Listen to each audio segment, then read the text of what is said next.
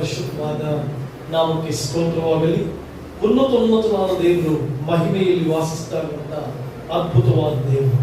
Hallelujah.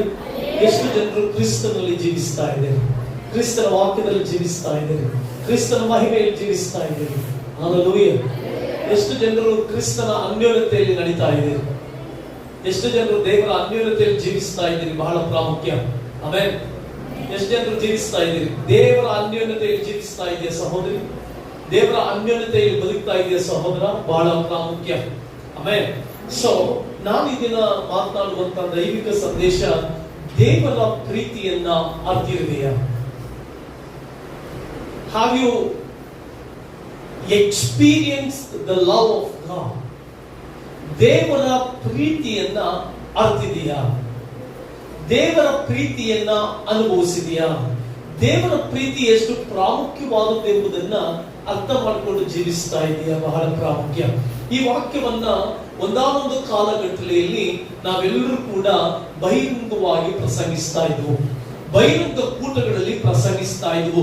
ಇನ್ನು ಯಾರು ರಕ್ಷಕ ಹೊಂದಲಿಲ್ಲವೋ, ಯಾರು ರಕ್ಷಕನಾದ ಯೇಸು ಕ್ರಿಸ್ತನನ್ನ ಸ್ವಂತ ರಕ್ಷಕನನ್ನಾಗಿ ಸ್ವೀಕರಿಸಿಕೊಳ್ಳಲಿಲ್ವೋ ಅಂತವರಿಗೆ ಈ ವಾಕ್ಯವನ್ನ ಉಪಯೋಗಿಸ್ತಾ ಇದ್ರು. ಆ ವಾಕ್ಯ ಯೋಹಾನನು ಬರೆದ ಸುವಾರ್ತೆ 3ನೇ ಅಧ್ಯಾಯ 16ನೇ ವಚನ. ಈ ರೀತಿಯಾಗಿ ಬಂದಿದೆ: ದೇವರು ಲೋಕದ ಮೇಲೆ ಎಷ್ಟೋ ಪ್ರೀತಿಯನ್ನಿಟ್ಟು ತನ್ನ ಒಬ್ಬನೇ ಮಗನನ್ನು ಕೊಟ್ಟನು, ಆತನನ್ನು ನಂಬುವ ಒಬ್ಬನಾದರೂ ನಾಶವಾಗದೆ ಎಲ್ಲರೂ ನಿತ್ಯ ಜೀವವನ್ನ ಪಡೆಯಬೇಕೆಂದು ಆತನನ್ನ ಕೊಟ್ಟನು. ಹಲ್ಲೆಲೂಯಾ. ದೇವರು ಲೋಕದ ಮೇಲೆ ಎಷ್ಟೋ ಪ್ರೀತಿಯನ್ನಿಟ್ಟಂತೆ. ಆ ಎಷ್ಟೋ ಪ್ರೀತಿಯ ಬಗ್ಗೆ ಇವತ್ತು ನಾನು ನಿಮ್ ಜೊತೆ ಮಾತನಾಡ್ತೇನೆ. ಎಷ್ಟೋ ಸಾರಿ ನಾವು ಕೇಳಿಸಿಕೊಂಡಿರ್ತೇವೆ, ವಿಶ್ವಾಸಿಗಳಾಗಿ ಕೇಳಿಸಿಕೊಂಡಿರ್ತೇವೆ, ಕೇವಲ ಯೇಸು ಸ್ವಾಮಿ ಅದ್ಭುತ ಮಾಡಿದ, ಯೇಸು ಸ್ವಾಮಿ ನನಗೆ ಮಹತ್ ಕಾರ್ಯ ಮಾಡಿದ, ಯೇಸು ಸ್ವಾಮಿ ನನಗೆ ರೋಗ ಸ್ವಸ್ಥತೆ ಕೊಟ್ಟ, ಯೇಸು ಸ್ವಾಮಿ ನನಗೆ ಪ್ರಾರ್ಥನೆ ಕೇಳಿದ. ಇದು ಒಂದು ಕಾರಣವಾದರೆ ಯೇಸುವಿನ ಪ್ರೀತಿಯನ್ನ ಅಪ್ರಮೇಯವಾಗಿ ಅನುಭವಿಸಬೇಕು. ಯವನಸ್ಥರುಗಳು ಇವತ್ತು ಯಾವುದೋ ಪ್ರೀತಿಯ ಹಿಂದೆ ಬಿದ್ದು ಕ್ರಿಸ್ತನ ಪ್ರೀತಿಯನ್ನ ಅರ್ಥಕೊಳ್ಳದೆ ಇದ್ದಾರೆ. ಪುರುಷರು ಹೆಂಡತಿಯ ಪ್ರೀತಿಯನ್ನು ಅಪೇಕ್ಷಿಸಿ ಆ ಸಿಗದೇ ಇದ್ದಾಗ ಅವರ ಜೀವಿತ ಕಾಲಘಟ್ಟವನ್ನು ಕಳೆದುಕೊಳ್ತಾ ಇದ್ದಾರೆ. ಸಮಾಜದಲ್ಲಿ ಗಂಡನ ಪ್ರೀತಿ ಸಿಗದೆ ಹೆಂಡತಿ ಗುಣಗಾಟುವಿಕೆಯಲ್ಲಿ ಮಾತ್ರವಲ್ಲದೆ ಪ್ರಾಪಂಚಿಕ ಕಾಲದಲ್ಲಿ ಬಿದ್ದು ಹೋಗ್ತಾ ಇರುವಂತ ಈ ಕಾಲಘಟ್ಟದಲ್ಲಿ ತಂದೆ ತಾಯಿಗಳು ಮಕ್ಕಳ ಪ್ರೀತಿ ಸಿಗಲಿಲ್ಲ ಅಂತ ಹೇಳಿ ಮಕ್ಕಳನ್ನ ಮರಿತಾ ಇರುವಂತ ಈಗಿನ ಕಾಲಘಟ್ಟದಲ್ಲಿ ತಂದೆ ತಾಯಿಗಳನ್ನ ಪ್ರೀತಿಸಲಿಲ್ವಲ್ಲ ಎಂಬುದಾಗಿ ತಂದೆ ತಾಯಿಗಳನ್ನ ದೂಷಿಸ್ತಾ ತಂದೆ ತಾಯಿಗಳನ್ನ ಅಲ್ಲಗಳೆಯುತ್ತಾ ಬದುಕ್ತಾ ಇರುವಂತ ಇಂಥ ಕೆಟ್ಟ ಸಮಾಜದಲ್ಲಿ ಒಂದು ಸಂದೇಶ ನಮಗೆ ಅದ್ಭುತವಾಗಿ ಕೊಡಲ್ಪಡ್ತಾ ಇದೆ. ಆ ಸಂದೇಶವೇ ಕರ್ತನಾಗಿರುವಂತ ಯೇಸು ಕ್ರಿಸ್ತನು ನಿನ್ನ ಮೇಲೆ ಅಪಾರವಾದ ಪ್ರೀತಿಯನ್ನು ಇಟ್ಟಿದ್ದಾನೆ. ಎಷ್ಟೋ ಪ್ರೀತಿಯನ್ನು ಇಟ್ಟಿದ್ದಾರಂತ ಅವರು ನಿನ್ನ ಮೇಲೆ. ಹಲ್ಲೆಲೂಯಾ. ಆ ಎಷ್ಟೋ ಪ್ರೀತಿಯನ್ನು ಇಟ್ಟಿರುವುದರಿಂದ ಯಾಕೆ ಇವತ್ತು ಎಷ್ಟೋ ಜನ ಅಳ್ತಾ ಇದ್ದಾರೆ? ಮಗ ಸರಿಯಾಗಿ ನೋಡ್ಕೊಂಡಿಲ್ಲ ಅಂದ್ರೆ ಅಳೋ ಅಂತ ಅಳ್ತೇವೆ. ಹೆಂಡತಿ ಕರೆಕ್ಟ್ ಆಗಿ ನನ್ನ ಸಹಕರಿಸಲಿಲ್ಲ ಅಥವಾ ನನಗೆ ಪೋಷಣೆ ಕೊಡ್ಲಿಲ್ಲ ಅಂತಂದ್ರೆ ನಾವು ನೊಂದುಕೊಳ್ತೇವೆ. ಗಂಡನನ್ನ ಸರಿಯಾಗಿ ಪ್ರೀತಿಸ್ತಾ ಇಲ್ಲ ಅಂತ ಹೇಳಿ ಗುಡುಗಾಡ್ತೇವೆ. ಮಕ್ಕಳು ನಮ್ಮನ್ನ ಸರಿಯಾಗಿ ಪೋಷಿಸ್ತಾ ಇಲ್ಲ ಅಂತ ಹೇಳಿ ತಂದೆ ತಾಯಿಗಳಿಗೆ ಗುಡುಗಾಡ್ತಾ ಇದ್ದೇವೆ. ನನ್ನ ತಂದೆ ತಾಯಿ ನನ್ನ ಸರಿಯಾದ ರೀತಿಯಲ್ಲಿ ಸಾಕೆ ಸಲ್ಲುತ್ತಾ ಇಲ್ಲ ಅಂತ ಹೇಳಿ ತಂದೆ ತಾಯಿಗಳ ಮೇಲೆ ಗುಡುಗಾಡ್ತಾ ಇದ್ದೇವೆ. ಇಂತಹ ಮಾನುಷಿಕವಾದ ಸಂಬಂಧಗಳಲ್ಲಿ ಸಿಕ್ಕಿ ಹಾಕಿಕೊಂಡು ಮಾನುಷಿಕವಾದ ಜೀವಿತದಲ್ಲಿ ಜೀವಿಸ್ತಾ ಕ್ರಿಸ್ತನ ಪ್ರಸನ್ನತೆಯನ್ನ ಮರೆತು ಕ್ರಿಸ್ತನ ಪ್ರೀತಿಯನ್ನ ಅನುಭವಿಸದೆ ಲೋಕದ ಪ್ರೀತಿಯನ್ನ ಅಪೇಕ್ಷಿಸಿ ಹಾಳಾಗ್ತಾ ಇರುವಂತ ಕ್ರೈಸ್ತ ಸಮಾಜಕ್ಕೂ ಮಾತ್ರವಲ್ಲದೆ ಕ್ರಿಸ್ತನ ಪ್ರೀತಿಯನ್ನೇ ಅರಿಯದೇ ಇರುವಂತ ಅನ್ಯ ಜನರಿಗೂ ಇದೊಂದು ಸಂದೇಶ. ಅದಕ್ಕೆ ಇಲ್ಲಿ ಯೇಸು ಸ್ವಾಮಿ ಒಂದು ಅದ್ಭುತವಾದಂತ ಒಂದು ಕೊಡುಗೆ. ಯೇಸು ಕ್ರಿಸ್ತನು ಅದ್ಭುತವಾದಂತ ಒಂದು gift. He is the great gift to the society. He is the great gift to the nation. He is great gift to the human beings. ಪ್ರತಿ ಮಾನವ ಕುಲಕ್ಕೆ ಅದೊಂದು ಅತ್ಯದ್ಭುತವಾದಂತ ಕೊಡುಗೆ.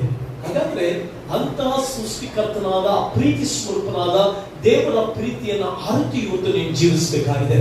ಪ್ರಿಯ ದೇವರ ಮಕ್ಕಳೇ, ದೇವರ ಪ್ರೀತಿ ಬಹಳ ಪ್ರಾಮುಖ್ಯ. ದೇವರ ಪ್ರೀತಿಯನ್ನ ನೀನು ಅರ್ಥಕೊಳ್ಳಬೇಕು, ದೇವರ ಪ್ರೀತಿಯನ್ನ ನೀನು ಅನುಭವಿಸಬೇಕು. ಅದಕ್ಕೆ ದೇವರ ವಾಕ್ಯದಲ್ಲಿ ಬಂದಿದೆ, ನಿನ್ನ ಪ್ರೇಮವು ಜೀವಕ್ಕಿಂತಲೂ ಶ್ರೇಷ್ಠ. ನಿನ್ನ ಪ್ರೇಮಾನುಭವವು ಜೀವಕ್ಕಿಂತಲೂ ಶ್ರೇಷ್ಠ. ಶ್ರೇಷ್ಠವಾದಂತಹ ದೇವರನ್ನ, ಶ್ರೇಷ್ಠವಾದ ಸೃಷ್ಟಿಕರ್ತರನ್ನ, ಶ್ರೇಷ್ಠವಾದ ಜೀವ ಸ್ವರೂಪರನ್ನ ಅನುಭವಿಸಬೇಕು. You should experience the love of God. ದೇವರ ಪ್ರೀತಿಯನ್ನ ಅನುಭವಿಸಬೇಕು. ಎಷ್ಟು ಜನರು ಸೊಸೆನನ್ನ ಪ್ರೀತಿಸ್ತಾ ಇಲ್ಲ, ಅಳಿಯನನ್ನ ಪ್ರೀತಿಸ್ತಾ ಇಲ್ಲ, ಮಕ್ಕಳು ಸರಿಯಾಗಿ ಪ್ರೀತಿಸ್ತಾ ಇಲ್ಲ, ತಂದೆ ತಾಯಿಗಳು ಪ್ರೀತಿಸ್ತಾ ಇಲ್ಲ ಅಂತ ಪ್ರೀತಿಗಾಗಿ ತವಕ ಪಡ್ತಾ ಇದ್ದಾರೆ. ಪ್ರಪಂಚದಲ್ಲಿ ಈ ಶಾರೀರಿಕವಾದ ಜೀವಿತದಲ್ಲಿ ಅನೇಕ ಸಾರಿ ನಾವು ಲೋಕದ ಪ್ರೀತಿಯನ್ನ ಎದುರು ನೋಡ್ತೇವೆ. ಯವನಸ್ಥರುಗಳು ತಮ್ಮ ಗರ್ಲ್ ಫ್ರೆಂಡ್ಸ್ ನ ಪ್ರೀತಿಯನ್ನ ಎದುರು ನೋಡ್ತಾರೆ, ಹೆಣ್ಣು ಮಕ್ಕಳು ತಮ್ಮ ಬಾಯ್ ಫ್ರೆಂಡ್ಸ್ ಗಳ ಪ್ರೀತಿಯನ್ನು ಎದುರು ನೋಡ್ತಾರೆ.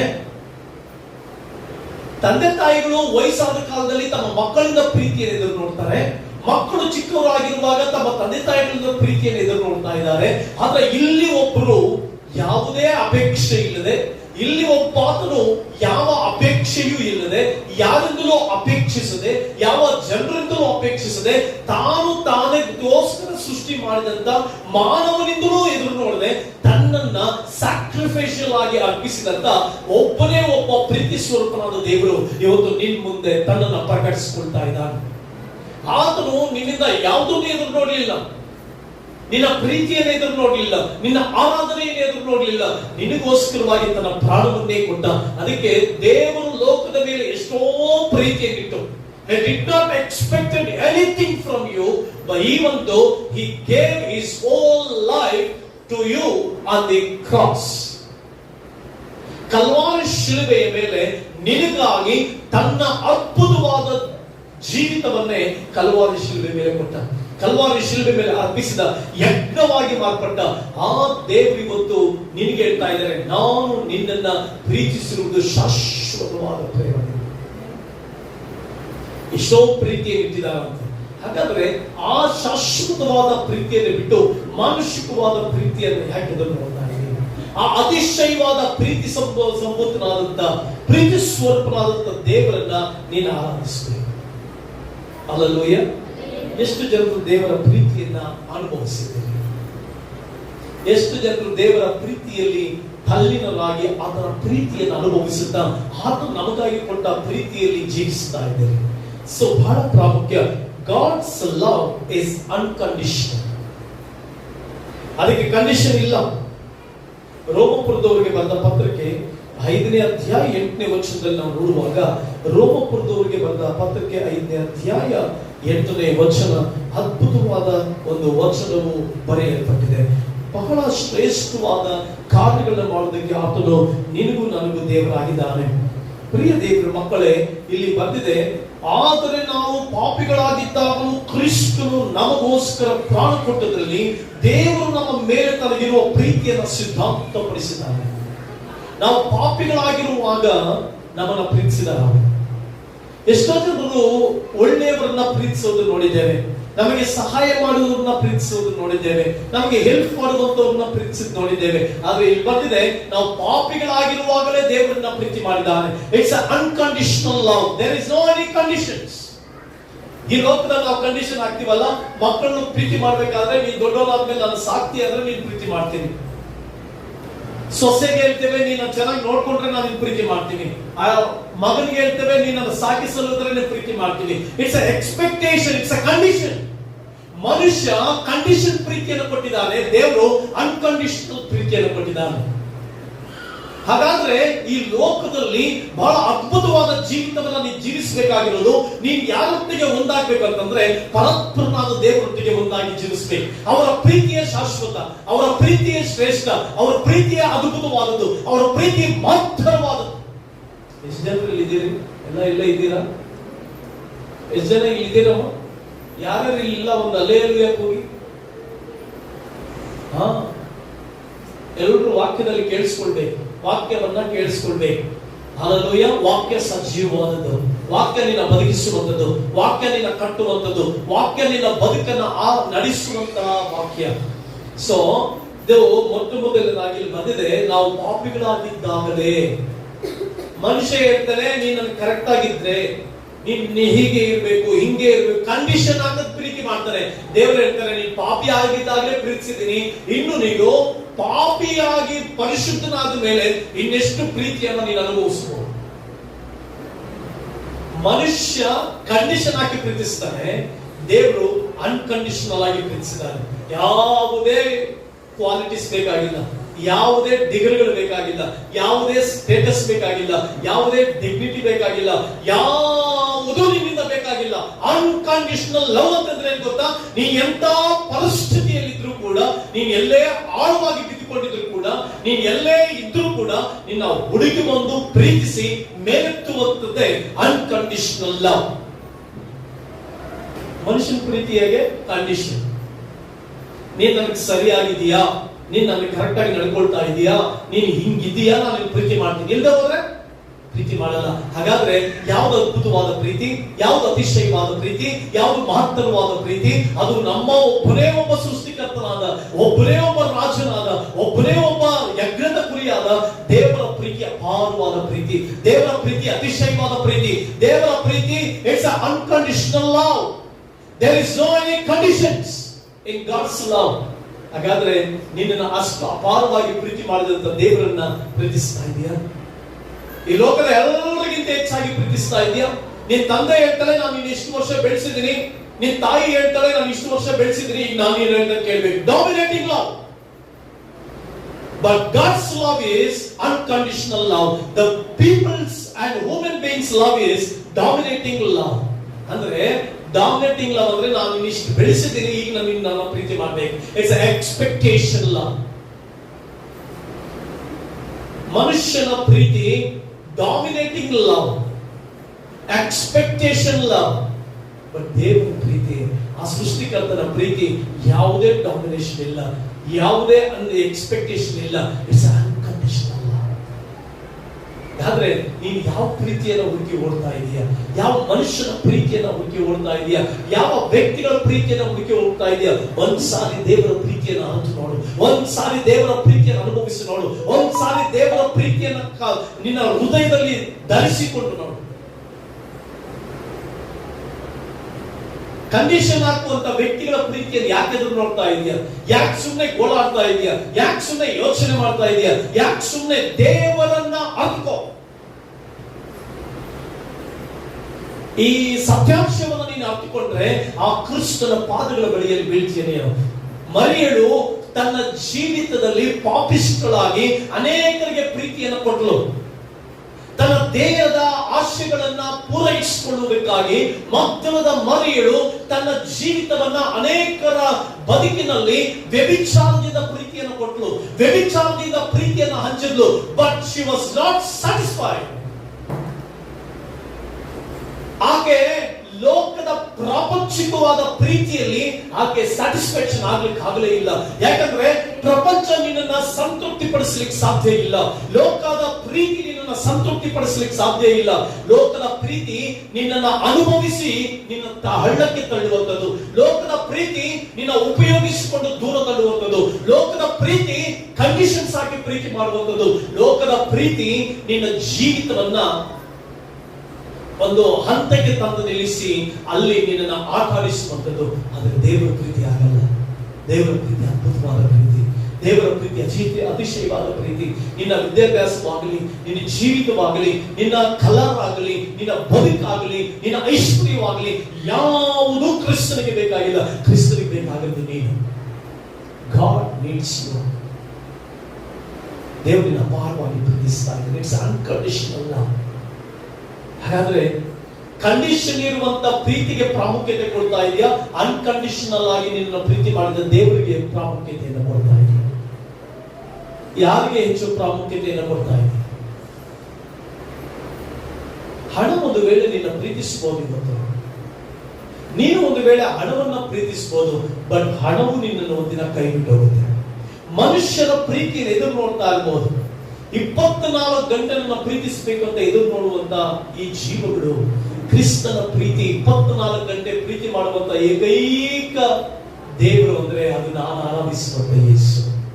24 ಗಂಟೆ ನಿನ್ನ ಸಂಬಂಧಿಕರು ನಿನ್ನ ಜೊತೆ ಇರಲ್ಲ, ನಿನ್ನವರು ನಿನ್ನ ಜೊತೆ ಇರಲ್ಲ, ನಿನ್ನ ಪ್ರೀತಿ ಪಾತ್ರ ನಿನ್ನ ಜೊತೆ ಇರಲಿಕ್ಕೆ ಸಾಧ್ಯ ಆಗಲ್ಲ. ಆದ್ರೆ 24 ಗಂಟೆಯು ನಿನ್ನ ಪ್ರೀತಿ ಮಾಡುವಂತ ಒಂದೇ ಒಂದು ಕೈ, ಒಂದೇ ಒಂದು ಅಪ್ಪಗೆಯ ಹೃದಯ, ಒಂದೇ ಒಂದು ತಪ್ಪಿಕೊಳ್ಳುವ ಕರಗಳು ಅಂದ್ರೆ ಅದು ಕರ್ತನಾಗಿರುವಂತ ಯೇಸು ಕ್ರಿಸ್ತನ ಪ್ರೀತಿ, ರಕ್ಷಕನಾಗಿರುವಂತ ಯೇಸು ಕ್ರಿಸ್ತನ ಪ್ರೀತಿ. ಅಳಿದು ಹೋಗುವಂತ ಪ್ರೀತಿ ಮೇಲೆ ಕಣ್ಣಿಡಬೇಡ, ಅಳಿದು ಹೋಗದ ಅಪಾರವಾದ ಪ್ರೀತಿಯ ಮೇಲೆ ಕಣ್ಣಿಡು, ಅಪಾರವಾದ ಕ್ರಿಸ್ತನ ಪ್ರೀತಿಯ ಮೇಲೆ ಮನಸ್ಸು. ಮೊದಲನೇದಾಗಿ ಇಟ್ಸ್ ಎ ಅನ್ಕಂಡೀಷನಲ್ ಲವ್. ಅದು ಎಷ್ಟೋ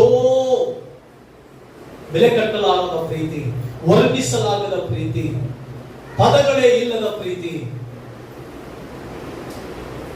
There is no explanation about God's love. ದೇವರ ಪ್ರೀತಿಯನ್ನು ಎಕ್ಸ್ಪ್ಲನೇಷನ್ ಮಾಡ್ಲಿಕ್ಕಾಗಲ್ಲ, ಅದನ್ನು ಅನುಭವಿಸಬೇಕಷ್ಟೇ. God's love, it's unfailing love. ಮೊದಲನೇದಾಗಿ ಇಟ್ಸ್ ಅನ್ಕಂಡೀಷನಲ್ ಲವ್, ಎರಡನೇದಾಗಿ ಇಟ್ಸ್ ಅನ್ಫೇಲಿಂಗ್ ಲವ್. ಫೇಲ್ ಆಗಲ್ಲ. ಲೋಕದಲ್ಲಿ ನೀವು ಯಾರನ್ನೋ ಪ್ರೀತಿ ಮಾಡಿದ್ರೆ ಫೇಲ್ ಆಗ್ಬೋದು, ಯಾವುದೋ ಹುಡುಗನನ್ನು ಪ್ರೀತಿ ಮಾಡಿದ್ರೆ ನೀವು ಫೇಲ್ ಆಗ್ಬೋದು, ಯಾವುದೋ ಹುಡುಗಿಯನ್ನು ಪ್ರೀತಿ ಮಾಡಿದ್ರೆ ನೀವು ಫೇಲ್ ಆಗ್ಬೋದು, ಮಕ್ಕಳು ಪ್ರೀತಿ ಮಾಡಿದ್ರೆ ಮಕ್ಕಳು ತಗೊಂಡೋಗಿ ಓಲ್ಡ್ ಏಜ್ ಹೋಮ್ ಬಿಡ್ಬೋದು, ಫೇಲ್ ಆಗ್ಬೋದು. ಈ ಲೋಕದ ಪ್ರೀತಿ ಫೇಲ್ ಆಗ್ಬೋದು. ಈ ಲೋಕದಿಂದ ನೀನು ಯಾರಿಂದ ಪ್ರೀತಿ ಎದುರು ನೋಡ್ತಾ ಇದೆಯೋ ಆ ಪ್ರೀತಿ ಫೇಲ್ ಆಗ್ಬೋದು. ನಿನ್ನ ಗಂಡನಿಂದ ಪ್ರೀತಿ ಎದುರು ನೋಡಿದಾಗ ಫೇಲ್ ಆಗ್ಬೋದು, ಹೆಂಡತಿಯಿಂದ ಎದುರು ನೋಡಿದಾಗ ಫೇಲ್ ಆಗ್ಬೋದು, ಮಕ್ಕಳಿಂದ ಎದುರು ನೋಡಿದಾಗ ಫೇಲ್ ಆಗ್ಬೋದು, ಮತ್ತು ಒಂದು ಸಂಬಂಧಿಕರಿಂದ ಎದುರು ನೋಡಿದಾಗ ಫೇಲ್ ಆಗ್ಬೋದು. ಬಟ್ ನೀನು ದೇವರನ್ನ ಪ್ರೀತಿ ಮಾಡಿದ್ರೆ ಅವರ ಪ್ರೀತಿ ಇಟ್ಸ್ ಅನ್ಫೇಲಿಂಗ್ ಲವ್. ಫೇಲೇ ಇಲ್ಲ ಅವರ ಜೀವಿತದಲ್ಲಿ, ಅವ್ರು ಫೇಲೇ ಆಗಲ್ಲ. ಪ್ರತಿ ಕ್ಷಣ, ಪ್ರತಿ ನಿಮಿಷ, ಪ್ರತಿ ದಿನ ನಿನ್ನೊಂದಿಗೆ ವಾಸಿಸುವಂತ ದೇವರ, ನಿನ್ನನ್ನು ಕೈ ಬಿಡದಂತ ದೇವರ. ಯಾಕೆ ಈ ಲೋಕದಲ್ಲಿ ಕಾಲ್ಪನಿಕವಾದ ಪ್ರೀತಿಯನ್ನು ಎದುರು ನೋಡಿ, ಕಾಲ್ಪನಿಕವಾದ ಪ್ರೀತಿಯನ್ನ ಯೋಚಿಸ್ತಾ ಶಾಶ್ವತವಾದ ಪ್ರೀತಿಯನ್ನು ಅನುಭವಿಸ್ತಾ ಇದೆ. ಶಾಶ್ವತವಾದ ಪ್ರೀತಿಯನ್ನು ಅನುಭವಿಸ. ಎರೇಮಿಯನು ಬರೆದ ಪತ್ರಕ್ಕೆ ಈ ರೀತಿ ಬಂದಿದೆ, ನಾವು ನಿನ್ನನ್ನು ಪ್ರೀತಿಸಿರುವುದು ಶಾಶ್ವತವಾದ ಪ್ರೇಮದಿಂದ. ಶಾಶ್ವತವಾದ ಪ್ರೇಮ, ಇಟ್ಸ್ ಅನ್ಫೇಲಿಂಗ್ ಲವ್. ಅವರು ಫೇಲೇ ಆಗಲ್ಲ ಅವ್ರ ಪ್ರೀತಿನಲ್ಲಿ. ಅಷ್ಟು ಅಪಾರವಾಗಿ ನಿನ್ನ ಪ್ರೀತಿಸಿದ್ದಾರೆ. ಲೋಕದ ಪ್ರೀತಿ ನಿನ್ನ ಕೈ ಬಿಡುತ್ತೆ, ಲೋಕದ ಪ್ರೀತಿ ನಿನ್ನ ದೂರ ತಳ್ಳುತ್ತೆ, ಲೋಕದ ಪ್ರೀತಿ ನಿನ್ನ ಜೀವಿತವನ್ನ ಹಾಳು ಮಾಡುತ್ತೆ. ಲೋಕದ ಪ್ರೀತಿ ಹೇಗಂತಂದ್ರೆ, ನಿನ್ನ ಹತ್ರ ಹಣ ಇರುವವರೆಗೂ ಲೋಕದ ಪ್ರೀತಿ, ನಿನ್ನ ಹತ್ರ ಸೌಂದರ್ಯ ಇರುವವರೆಗೂ ದೇವರ ಪ್ರೀತಿ. ದೇವರ ಪ್ರೀತಿ ನಿನ್ನ ಹತ್ರ ಹಣ ಇರೋವರೆಗೂ ಅಲ್ಲ, ದೇವರ ಪ್ರೀತಿ ನಿನ್ನ ಸೌಂದರ್ಯ ಇರೋವರೆಗೂ ಅಲ್ಲ. ಮನುಷ್ಯನ ಪ್ರೀತಿ ನಿನ್ನ ಹತ್ರ ಹಣ ಇರೋವರೆಗೂ, ನಿನ್ನ ಹತ್ರ ಬಲ ಇರೋವರೆಗೂ, ನಿನ್ನ ಹತ್ರ ಸೌಂದರ್ಯ ಇರುವವರೆಗೂ, ನಿನ್ನ ಹತ್ರ ಐಶ್ವರ್ಯ ಇರುವವರೆಗೂ ಮಾತ್ರವೇ. ಅದು ದೇವರ ಪ್ರೀತಿ ಆಗಲ್ಲ. ನೀನು ಎಂತ ಸ್ಥಳದಲ್ಲಿದ್ರು ಕೂಡ, ಎಂತ ಬಡವನಾದ್ರೂ ಕೂಡ, ಎಂತ ಶಕ್ತಿಹೀನನಾದ್ರೂ ಕೂಡ, ಎಂತ ಕುರೂಪಿಯಾಗಿದ್ರು ಕೂಡ, ಅವರ ಪ್ರೀತಿ ಅಪಾರವಾದ ಪ್ರೀತಿ.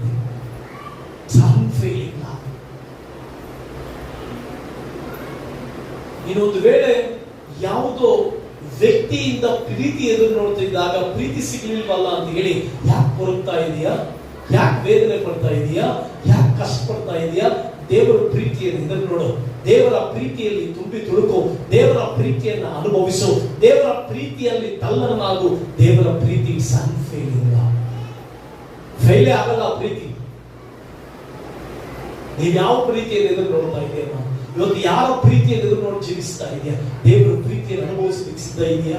ದೇವರ ಪ್ರೇರಣೆಗೆ, ಸ್ವಾಮಿ ನನಗೆ ನಿನ್ನ ಪ್ರೀತಿ ಬೇಕು, ನಾನು ನಿನ್ನ ಪ್ರೀತಿಸಬೇಕು ಎಸಯ್ಯ, ನನಗೆ ನಿನ್ನ ಪ್ರೀತಿ ಸಾಕು, ನಿನ್ನ ಪ್ರೀತಿ ಒಂದೇ ಸಾಕುವಯ್ಯ, ಬೇರೇನು ನನಗೆ ಬೇಡ ದೇವ. ದೇವರ ಪ್ರೀತಿಯನ್ನು ತಲ್ಲನಾಗಬೇಕು, ಅವರ ಪ್ರೀತಿಯನ್ನು ಅನುಭವಿಸಬೇಕು. It's an unconditional love and it's an unfailing love. ಬಹಳ ಅದ್ಭುತವಾದಂತ ಜೀವಿತ. ಮಾತ್ರವಲ್ಲದೆ God's love, it's a transformation. ಅವರ ಪ್ರೀತಿಯಿಂದ ಟ್ರಾನ್ಸ್ಫಾರ್ಮೇಶನ್ ಮಾಡುತ್ತಾನೆ. ಯಾವನಾದ್ರೂ ಕ್ರಿಸ್ತನಲ್ಲಿ ಅವನ ನೂತನ ಸೃಷ್ಟಿಯಾದನಂತೆ, ಅವನ ಪೂರ್ವ ಸ್ಥಿತಿ ಹೋಗಿ ಎಲ್ಲ ನೂತನವಾಯ್ತು. ದೇವರ ಪ್ರೀತಿನಲ್ಲಿ ಯಾವಾಗ ತುಂಬಲ್ಪಡ್ತೀಯೋ ಹಳೆಯ ಸ್ವಭಾವಗಳೆಲ್ಲವೂ ತೆಗೆದುಹಾಕಲ್ಪಡ್ತವೆ, ಹಳೆಯ ಕಾರ್ಯಗಳೆಲ್ಲವೂ ತೆಗೆದುಹಾಕಲ್ಪಡ್ತವೆ, ದ್ವೇಷಗಳು ತೆಗೆದು ಹಾಕಲ್ಪಡ್ತವೆ, ದ್ವೇಷದ ಕಾರ್ಯಗಳೆಲ್ಲವೂ ತೊಲಗಿ ಹೋಗ್ತವೆ, ಲೋಕದ ಪ್ರಾಪಂಚಿಕ ಚಿಂತೆಗಳೆಲ್ಲ ತೊಲಗಿ ಹೋಗ್ತವೆ.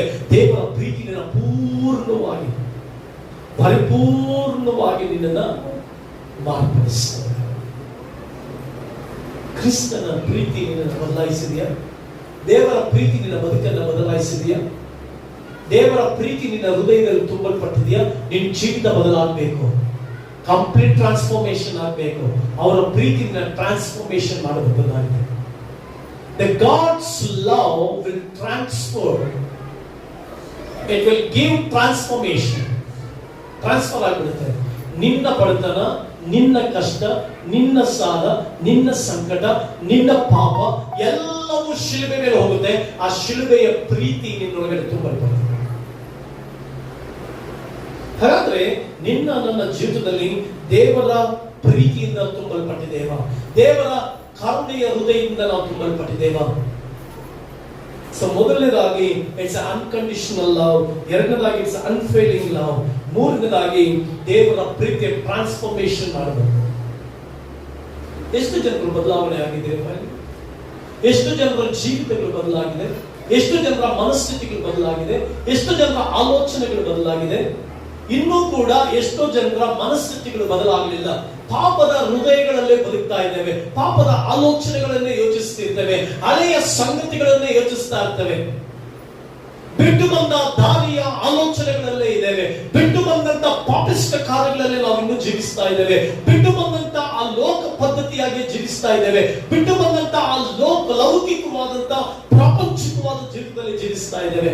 God's love, it's not a olden life, it's a new life. ಹಳೆಯ ಬದುಕಲ್ಲ ಕ್ರಿಸ್ತನ ಪ್ರೀತಿ ಅಂದ್ರೆ, ಇಟ್ಸ್ ಅ ನ್ಯೂ ಲೈಫ್. ಯಾವನಾದ್ರೂ ಕ್ರಿಸ್ತನಲ್ಲಿ ಇದ್ರೆ ಅವನು ನೂತನ ಸೃಷ್ಟಿಯಾದನು. ನೂತನ ಸೃಷ್ಟಿ ಆಗ್ತಾ ಇದೆಯಮ್ಮ? ನಿನ್ನ ಆಲೋಚನೆಗಳಲ್ಲಿ ನೂತನವಾಗಿ ಯೋಚನೆ ಮಾಡ್ತಾ ಇದೆಯಾ?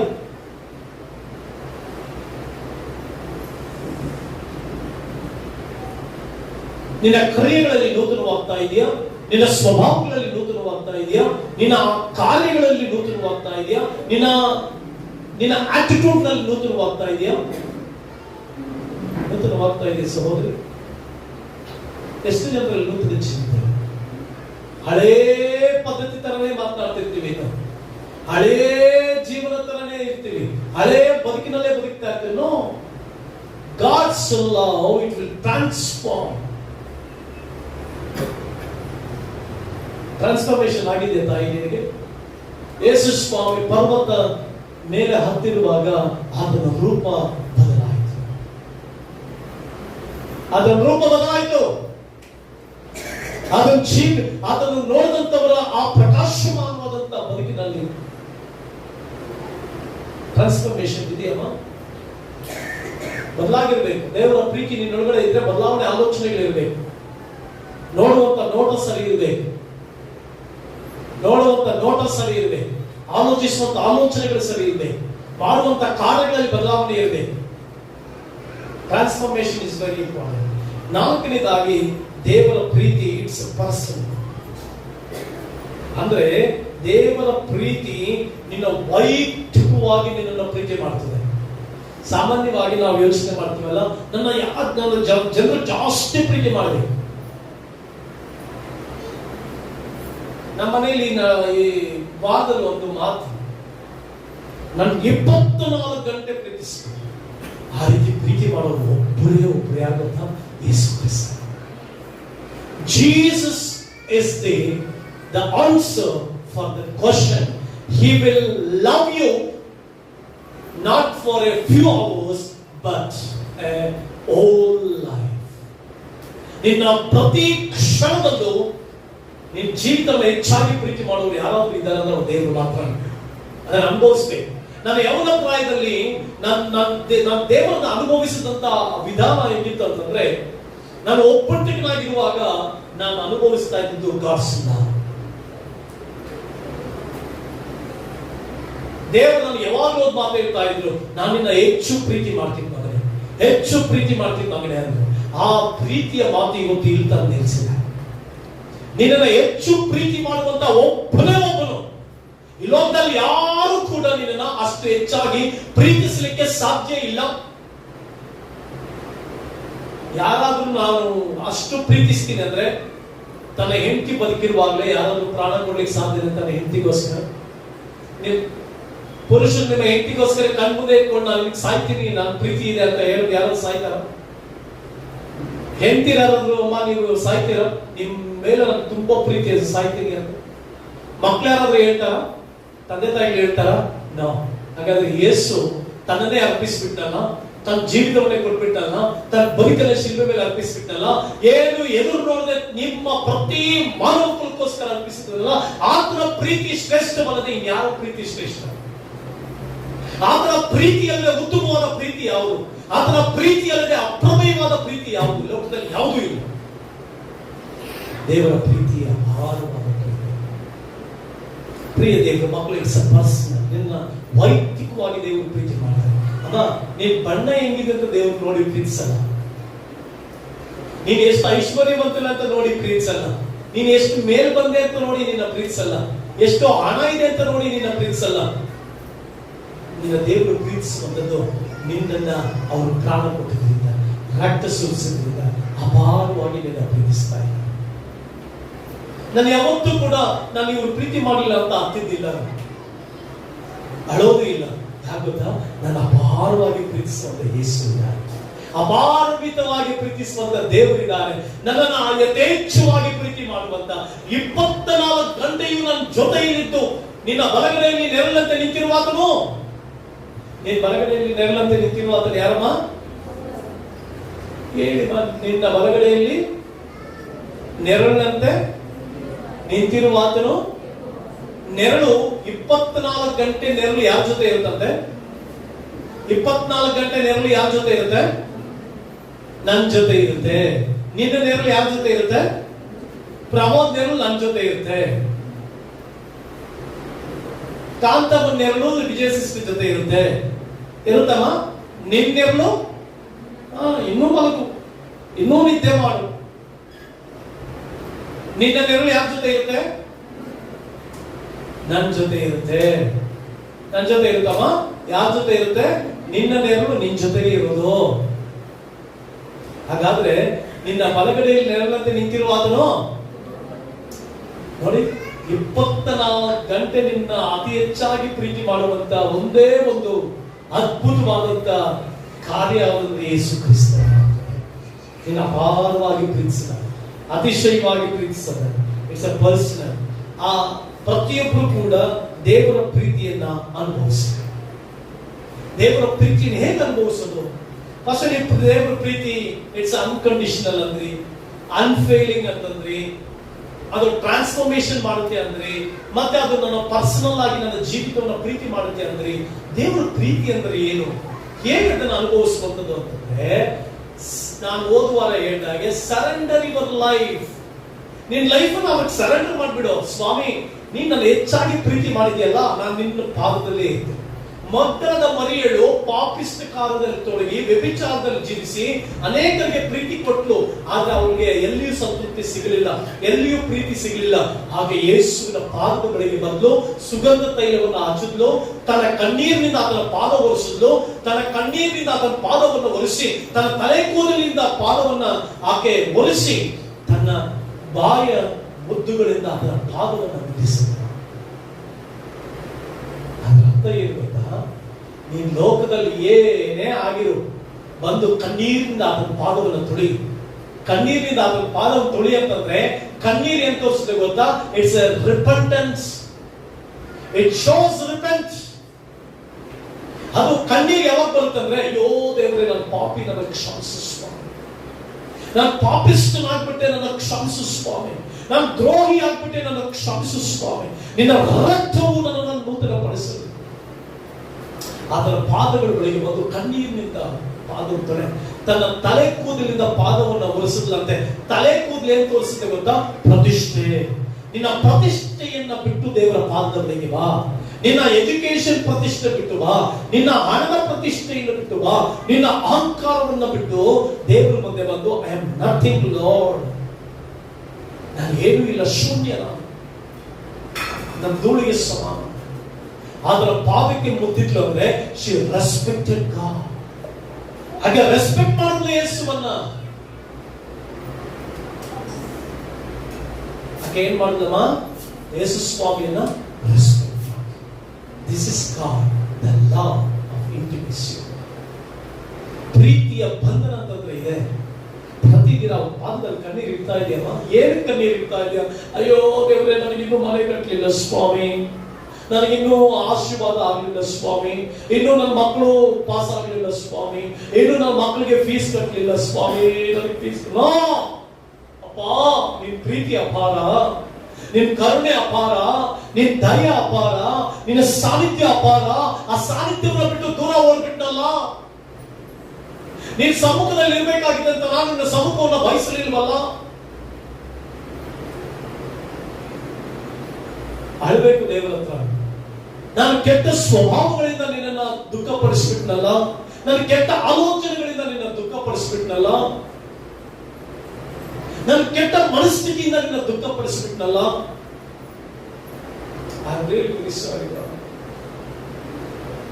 ದಯವಿಟ್ಟು ನನ್ನ ಕ್ಷಮಿಸು ಏಸಪ್ಪ.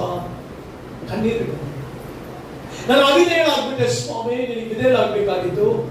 ನಾನು ಹಠಮಾರಿತನದಲ್ಲಿ ಹೋಗ್ಬಿಟ್ಟೆ ಸ್ವಾಮಿ, ನಾನು ದೀನತ್ವ ಸ್ವಭಾವದಿಂದ ಇದ್ದೆ, ನನ್ನ ಕ್ಷಮಿಸು ಏಸಯ್ಯ. ನಾನು ಸಭೆಗೆ ಅವಿಧೇಯನಾಗ್ಬಿಟ್ಟೆ ಸ್ವಾಮಿ, ನೀನು ವಾಕ್ಯಕ್ಕೆ ಅವಿಧೇಯನಾಗ್ಬಿಟ್ಟೆ ಸ್ವಾಮಿ, ನನಗೆ ಕ್ಷಮಿಸು ಏಸಪ್ಪ.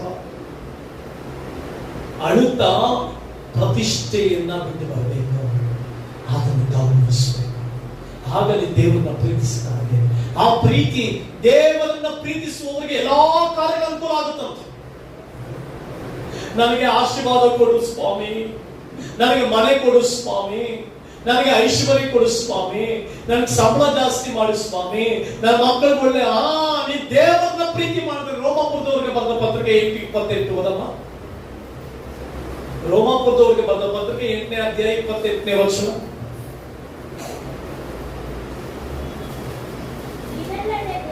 ಇದಲ್ಲದ ದೇವರ ಸಂಕಲ್ಪದ ಮೇರೆಗೆ ಕರೆಯಲ್ಪಟ್ಟು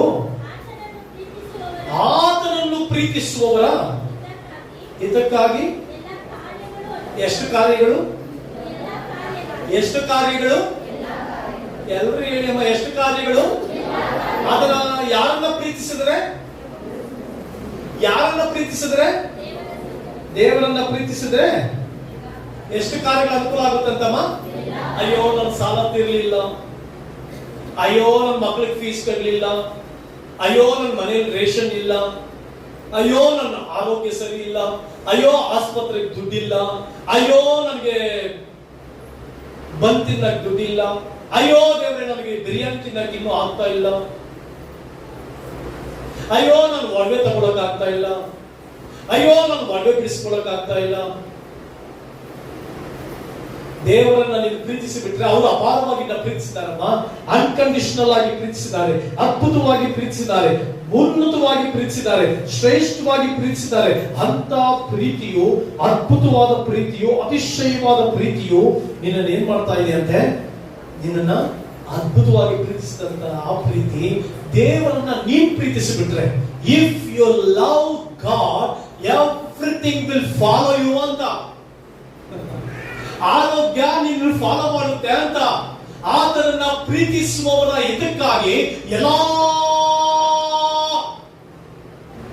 ಏನಮ್ಮ, ಎಲ್ಲ ಅಂದ್ರೆ ಸ್ಕೂಲು, ಕಾಲೇಜು, ಮನೆ, ಊಟ, ಸಾಲ, ಎಲ್ಲ ಏನೇನು ಎಲ್ಲಾ ಕಾರ್ಯಗಳ ಅನುಕೂಲ ಆಗುತ್ತೆ. ಒಂದೇ ಒಂದು ಕೀ, ಮಾಸ್ಟರ್ ಕೀ ಯಾವ್ದಿಲ್ಲಿ, ದೇವರನ್ನ ಪ್ರೀತಿಸಬೇಕು. ಅವ್ರು ಪ್ರೀತಿಸಿದ್ದಾರೆ, ಅದ್ಭುತವಾಗಿ ಪ್ರೀತಿಸಿದ್ದಾರೆ, ಅತಿಶಯವಾಗಿ ಪ್ರೀತಿಸಿದ್ದಾರೆ. ಲೈಫ್ ಚೆನ್ನಾಗಿರ್ಬೇಕಾ, ಒಳ್ಳೆ ಭವಿಷ್ಯ ಸಿಗ್ಬೇಕಾ, ಮಕ್ಕಳಿಗೆ ತುಂಬಾ ತಲೆ ಕೆಡಿಸ್ಕೊಂತೀವಿ, ಮಕ್ಕಳಿಗೆ ಒಳ್ಳೆ ಭವಿಷ್ಯ ಬೇಕು. ಅಯ್ಯ, ದೇವರನ್ನ ಅಪಾರವಾಗಿ ಪ್ರೀತಿ ಮಾಡು, ಎಲ್ಲಾ ಕಾರ್ಯಗಳು ಅನುಕೂಲ ಆಗುತ್ತೆ. ಎಲ್ಲ ಕಾರ್ಯಗಳು ಅನುಕೂಲ ಆಗುತ್ತೆ. ಏನ್ ಕಾರ್ಯಗಳು ಅನುಕೂಲ ಆಗುತ್ತಮ್ಮ? ನಾವೇನ್ ಮಾಡ್ತಾ ಇದ್ದೀವಿ? ಐಶ್ವರ್ಯಕ್ಕಾಗಿ ಐಶ್ವರ್ಯದಿಂದ ಓಡ್ತಾ ಇದ್ದೀವಿ, ಆಶೀರ್ವಾದದಿಂದ ಓಡ್ತಾ ಇದ್ದೀವಿ, ಆರೋಗ್ಯದಿಂದ ಓಡ್ತಾ ಇದ್ದೀವಿ, ಎಲ್ಲದರಿಂದ ಓಡ್ತಾ ಇದ್ದೀವಿ. ಯೇಸು ಸ್ವಾಮಿ ಬಿಟ್ಬಿಟ್ಟಿದ್ದೀವಿ. ಎಲ್ಲವನ್ನ ಬಿಟ್ಬಿಟ್ಟು ಏನ್ ಮಾಡ್ತಾ ಇದ್ದೀವಿ ನಾವು? ಯೇಸುವೆಂಬ ಮಹಿಮೆಯುಳ್ಳವನನ್ನ ಬಿಟ್ಟು, ಪ್ರಸನ್ನತೆಯುಳ್ಳವನನ್ನ ಬಿಟ್ಟು, ಕ್ರಿಸ್ತನ ಪ್ರೀತಿಯನ್ನು ಬಿಟ್ಟು ಆ ಎಲ್ಲದರಿಂದ ಓಡ್ತಾ ಇದ್ದೀವಿ. ಆಶೀರ್ವಾದದಿಂದ ಓಡ್ತಾ ಇದ್ದೀವಿ, ಆರೋಗ್ಯದಿಂದ ಓಡ್ತಾ ಇದ್ದೀವಿ, ಅಭಿವೃದ್ಧಿಯಿಂದ ಓಡ್ತಾ ಇದ್ದೀವಿ, ಹಣ ಮಾಡೋದ್ರಿಂದ ಓಡ್ತಾ ಇದ್ದೀವಿ, ಚೆನ್ನಾಗಿ ಆಗೋದ್ರಿಂದ ಓಡ್ತಾ ಇದ್ದೀವಿ, ಎಲ್ಲದರಿಂದ ಓಡ್ತಾ ಇದ್ದೀವಿ. We are running behind everything. But ಕ್ರಿಸ್ತನನ್ನ ನೀನು ಪ್ರೀತಿಸಿದ್ರೆ, ದೇವರನ್ನ ಪ್ರೀತಿಸಿದ್ರೆ, ಯೇಸುವನ್ನ ಪ್ರೀತಿಸಿದ್ರೆ ಎಲ್ಲಾ ಕಾರ್ಯಗಳು ಏನಾಗುತ್ತಂತಮ್ಮ? ಅನುಕೂಲ ಆಗುತ್ತೆ. ನಾನು ಒಂದೇ ಸರಿ ಆಕಾಶದಲ್ಲಿರುವಂತ ಎಲ್ಲ ಐಶ್ವರ್ಯ ತಗೊಂಡ್ಬೇಕಂತಂದ್ರೆ, love Jesus, love your God, ದೇವರನ್ನ ಪ್ರೀತಿ ಮಾಡು. ಪ್ರಿಯ ಸಹೋದರರೇ, ಜ್ಞಾನೋಕ್ತಿಗಳು 8ನೇ ಅಧ್ಯಾಯ 17ನೇ ವರ್ಷ ಓದಿ.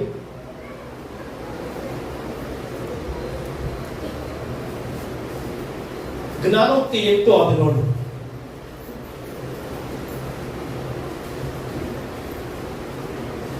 ನನ್ನನ್ನು ಪ್ರೀತಿಸುವವರನ್ನು ನಾನು ಪ್ರೀತಿಸುತ್ತೇನೆ, ಆತುರದಿಂದ ಹುಡುಕುವವರು ನನ್ನನ್ನು ಕಂಡುಕೊಳ್ಳುವರು. ನನ್ನಲ್ಲಿ ಧನಘನತೆಗಳು, ಶ್ರೇಷ್ಠ ಸಂಪತ್ತು, ನೀತಿ ಇರುತ್ತದೆ.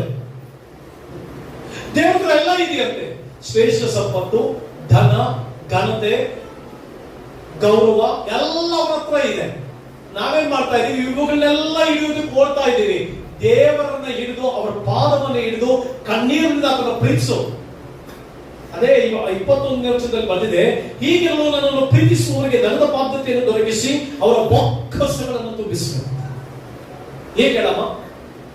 ಬ್ಯಾಗ್ ಹಾಕೊಂಡು ನೋಡ್ತಾ ಇರ್ತೀವಿ, ಎಷ್ಟಾಗೈತೆ, ಎಷ್ಟು ದುಡ್ಡಿದೆ, ಎಷ್ಟು ದುಡ್ಡಿದೆ. ATM ಕಾರ್ಡ್ಗಾಗಿ ಉಜ್ಜಿದ್ದು. ಅದೋ ತಾಯಿ, ನನ್ನನ್ನು ಪ್ರೀತಿಸುವವರಿಗೆ ಅವ್ರಿಗೆ ಏನ್ ಮಾಡ್ತಾನೆ? ನಾನು ಧನದ ಬಾಧ್ಯತೆಯನ್ನು ನನಗೆ ಗ್ರಹಿಸ್ತಾರಂತ. ಹಾಗಂತ ಕೆಲಸ ಮಾಡಿದ್ರೆ ಉಂಡಾಡಿಕೊಂಡಂತ. ಇವತ್ತು ಬೆಳಗ್ಗೆ ನನ್ನ ಮಗ ಏಪ್ರಿಲ್ ಒಂದು ಏನೋ ವಿಡಿಯೋ ನೋಡ್ತಾ ಇದ್ದ. ಅದರಲ್ಲಿ ಯಾರೋ ಒಬ್ರು 3 ಜನ ಫ್ರೆಂಡ್ಸ್ ಒಂದು ತಮಾಷೆ ಒಂದು ವಿಡಿಯೋ ಮಾಡ್ತಾ ಇದ್ರು. ನಾವು 24 ಗಂಟೆಗೂ ಚೆನ್ನಾಗಿ ಮಲಗಿರ್ಬೇಕಂತೆ. ಅವ್ರು ಎಷ್ಟು ಗಂಟೆ ಚೆನ್ನಾಗಿ ಮಲಗಿರ್ಬೇಕಂತಮ್ಮ? ಅವ್ರು ಕೇಳ್ತಾರೆ, ಒಂದು ಕೆಲಸ ಮಾಡಿದ್ರೆ ಕೋಟಿ ಗಟ್ಟಲೆ ದುಡ್ಡು ಸಂಪಾದನೆ ಮಾಡಬೇಕು, ಮತ್ತೆ ಒಂದು ಚೂರು ಕೆಲಸ ಮಾಡಿದ್ರೆ ಆಸ್ತಿಗಳು ಸಂಪಾದನೆ ಮಾಡಬೇಕು. ಎಷ್ಟೊತ್ತು ಮಲಗಬೇಕಂತೆ ಅವರು? 24 ಗಂಟೆನೂ ಮಲಗಬೇಕಂತೆ. 24 ಗಂಟೆ ಮಲಗಬೇಕಂತೆ. ಒಂದು ಕೆಲಸನೂ ಮಾಡಬಾರ್ದಂತೆ. ಅದಕ್ಕೆ ಎಷ್ಟು ಐಡಿಯಾಗಳು ಕೊಡ್ಬೇಕಂತೆ? ಉಂಡಾಡಿ ತಿಮ್ಮನಿಗೆ ಐಡಿಯಾಸ್ ಬೇಕಂತೆ. ಹಂಗಾಯ್ತು. ಕ್ರಿಸ್ತನನ್ನ ಪ್ರೀತಿಸು, ಲವ್ ಯುವರ್ ಗಾಡ್. ಹಾಗಂತ ನೀವು ಕೆಲಸ ಮಾಡದೇ ಇರಬಾರ್ದು, ಕೆಲಸನೂ ಮಾಡಬೇಕು, ಎಜುಕೇಶನ್ ಮಾಡಬೇಕು. ಅದರ ಜೊತೆಗೆ ದೇವರನ್ನ ಪ್ರೀತಿಸುವಾಗ ದೇವರಿಗೆ ಧನದ ಬಾಧ್ಯತೆಯನ್ನು ಅನುಗ್ರಹಿಸ್ತಾರೆ, ಘನತೆಯನ್ನು ಅನುಗ್ರಹಿಸ್ತಾರೆ, ಗೌರವವನ್ನು ಅನುಗ್ರಹಿಸ್ತಾರೆ. Everything is in Jesus. ಎಲ್ಲವೂ ಯೇಸುವಿನಲ್ಲಿದೆ. ಪ್ರೀತಿ ಮಾಡಬೇಕಾಗಿದೆ ಯಾರನ್ನ? ಪ್ರೀತಿ ಮಾಡಬೇಕಾಗಿದೆ ಯಾರನ್ನಮ್ಮ? ಒಂದು ತಮಾಷೆ, ನಾವು ಈಗ ಖಾಲಿಯಾಗುವಂತ ಬಕೆಟ್ ನೋಡ್ತಾ ಇದ್ವಿ, ತೂತು ಹೋಗ್ತಾ ಇದೆ ಬಕೆಟ್. 2 ಬಕೆಟ್ ಇಟ್ಕೊಳ್ಳಿ ಅಮ್ಮ. ಒಂದು ಬಕೆಟ್ ತೂತಿಡಿ, ಒಂದು ಬಕೆಟ್ ತೂತಿಡ್ಬೇಡಿ. ನೀರು ಹಾಕ್ತಾ ಹೋಗಿ ಯಾವ ಬಕೆಟ್ ನಲ್ಲಿ ನೀರು ನಿಲ್ಲುತ್ತೆ? ಚೆನ್ನಾಗಿರೋ ಬಕೆಟ್ ನಲ್ಲಿ ನೀರು ನಿಲ್ಲುತ್ತೆ. ತೂತಾಗಿರೋದ್ರಲ್ಲಿ ನೀರು ಸೋರುತ್ತೆ. ಸೋರುವಂತದ್ದನ್ನ ಇಟ್ಕೊಂಡಿದ್ಯಾ ನೀನು, ಖಾಲಿಯಾಗುವಂತದ್ದನ್ನ ಇಟ್ಕೊಳ್ತಾ ಇದೆಯಾ ನೀನು, ನಶ್ವರವಾದದನ್ನ ಇಟ್ಕೊಳ್ತಾ ಇದೆಯಾ ನೀನು, ಪ್ರಯೋಜನ ಇಲ್ಲದೆ ಇರೋದನ್ನ ಇಟ್ಕೊಳ್ತಾ ಇದೆಯಾ ನೀನು, ಯಾವುದು ಖಾಲಿ ಮಾಡುತ್ತಾ ಅದನ್ನ ಇಟ್ಕೊಳ್ತಾ ಇದೆಯಾ? ನಿನ್ನ ತಿಳಿದುಕೊಳ್ಳುವಂತ ಪ್ರೀತಿಯನ್ನ, ಕ್ರಿಸ್ತನ ಪ್ರೀತಿಯನ್ನ ಮಾರ್ಬಿಟ್ಟಿದೀಯಾ? ನನ್ನ ದೊಡ್ಡ ಭವಿಷ್ಯ ಬೇಕು, ಉತ್ತಮವಾದ ಭವಿಷ್ಯ ಬೇಕು, ಶ್ರೇಷ್ಠವಾದ ಭವಿಷ್ಯ ಬೇಕು ಅನ್ಕೊಂಡಿದೀಯಾ? ಯೇಸು ಮಾತ್ರನೇ ಕೊಡ್ಲಿಕ್ಕೆ ಸಾಧ್ಯ. ಪ್ರೀತಿಸೋವನ್ನ ಲೋಕಲ್ ಪ್ರೀತಿಸಬಹುದು, ದೇವರನ್ನ ಪ್ರೀತಿಸೋ. ಬೇರೆ ಎಲ್ಲೋ ಕಾಲಹರಣ ಮಾಡೋದಕ್ಕಿಂತ ದೇವರನ್ನ ಪ್ರೀತಿಸೋ. Love god. ಮೊಬೈಲ್ಗಳಲ್ಲಿ ಪ್ರೀತಿಸೋದನ್ನ ಬಿಡು, ಮೊಬೈಲ್ ನ ಪ್ರೀತಿ ಮಾಡೋದನ್ನ ಬಿಡು, ವಸ್ತುಗಳ ಪ್ರೀತಿ ಮಾಡೋದನ್ನ ಬಿಡು, ಐಶ್ವರ್ಯ ಪ್ರೀತಿ ಮಾಡೋದನ್ನ ಬಿಡು, ಆಶೀರ್ವಾದಗಳ ಪ್ರೀತಿ ಮಾಡೋದನ್ನ ಬಿಡು. ದೇವರನ್ನ ಪ್ರೀತಿ ಮಾಡು. ಎಲ್ಲವೂ ತಾನಾಗಿ ಸಿಗುತ್ತೆ, ಎಲ್ಲವೂ ತಾನಾಗಿ ಅದನ್ನು ಒದಗಿಸಿಕೊಡ್ತಾರೆ. Love god. ದೇವರನ್ನ ಪ್ರೀತಿಸಿದ್ರೆ ಎಲ್ಲದನ್ನ ಪ್ರೀತಿಸ್ತಾ ಇದ್ರೆ ನಶ್ವರ ಅದೆಲ್ಲ ಬಿಟ್ಬಿಡುತ್ತೆ. ಮನುಷ್ಯನ ಪ್ರೀತಿ ಮಾಡ್ತೀಯಾ, ಯಾವುದೋ ಒಂದು ಸಮಯದಲ್ಲಿ ಥೂ ಅಂತ ಬಿಟ್ಬಿಡ್ತಾರೆ, ದೂರ ಆಗ್ತಾರೆ.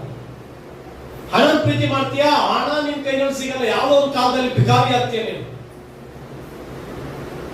ಹಣ ಜೋಬೆಲ್ಲ ಖಾಲಿ ಆಗ್ಬಿಟ್ರೆ ಏನಾಗ್ಬಿಡ್ತೀವಿ ನಾವು? ಹುಡುಕಾಡ್ತೀವಲ್ಲ, ಎಲ್ಲಿ ಒಡವೆ ಇದೆ, ಎಲ್ಲಿ ಬಂಗಾರ ಇದೆ, ಜಾಬ್ ಖಾಲಿ ಆದಾಗ, ಬ್ಯಾಂಕ್ ಖಾಲಿ ಆದಾಗ ಏನ್ ಮಾಡ್ತೀವಿ? ಮನೆ ಹುಡುಕ್ತೀವಿ.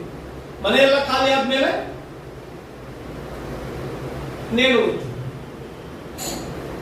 ಮನುಷ್ಯನ ಪ್ರೀತಿ ಆದ್ರೆ ದೇವರನ್ನ ಪ್ರೀತಿ ಮಾಡು, ಪರಸ್ಪರನ ಪ್ರೀತಿ ಮಾಡು, ಸೃಷ್ಟಿಕರ್ತನ ಪ್ರೀತಿ ಮಾಡು. ಆತನ ಪ್ರೀತಿ ಮಾಡೋದಾದ್ರೆ ಎಲ್ಲವೂ ಸಿಗುತ್ತದೆ. Everything you will get. So my dear, ಕ್ರಿಸ್ತನಲ್ಲಿ ನನ್ನ ಪ್ರೀತಿಯ ಆತ್ಮಿಕ ಮಕ್ಕಳೇ, ಕ್ರಿಸ್ತನನ್ನೇ ಹೆಚ್ಚಾಗಿ ಪ್ರೀತಿ ಮಾಡಿ, ದೇವರನ್ನೇ ಪ್ರೀತಿಸಿ, ದೇವರ ವಾಕ್ಯವನ್ನೇ ಪ್ರೀತಿಸಿ, ದೇವರನ್ನ ಗಟ್ಟಿಯಾಗಿ ಎಲ್ಲಾ ಕಾರ್ಯಗಳು ಅನುಕೂಲವಾಗುತ್ತೆ. ಆದ್ದರಿಂದ ದೇವರು ನಿನ್ನ ಅಪಾರವಾಗಿ ಪ್ರೀತಿಸಿದ್ದಾನೆ, ಅನ್ಕಂಡೀಷನಲ್ ಆಗಿ ಪ್ರೀತಿಸಿದ್ದಾನೆ. ದೇವರನ್ನ ಪ್ರೀತಿಸ್ತೀಯ? ದೇವರನ್ನ ಪ್ರೀತಿ ಮಾಡೋದಕ್ಕೆ ಬರ್ತೀಯ? ದೇವರ ಪ್ರೀತಿ ಅದರ ಪಾದವನ್ನ ಹಿಡಿ, ಅವ್ರ ಪಾದದಲ್ಲಿ ಕಣ್ಣೀರು ಸುರಿಸು, ಅವ್ರ ಪಾದದಲ್ಲಿ ಅವರಿಗೆ ಗೌರವವನ್ನು ಕೊಡು. ಅವರಿಗೆ ಹೆಚ್ಚು ಗೌರವ ಕೊಟ್ಟಾಗ ನೀನು ಆಶೀರ್ವದಿಸು. ಕರ್ತನ ಕೃಪೆ ನಿಮ್ಮೊಂದಿಗಿರಲಿ. ಅದನ್ನು ಪ್ರೀತಿಸುವುದಕ್ಕೆ ತೀರ್ಮಾನ ಮಾಡಿ, ಅದನ್ನ ಆ ಪಾದದಲ್ಲಿ ಸಮಯ ಕೊಡೋದಕ್ಕೆ ಸಮಯವನ್ನು ಮಾಡಿಕೊಳ್ಳಿ.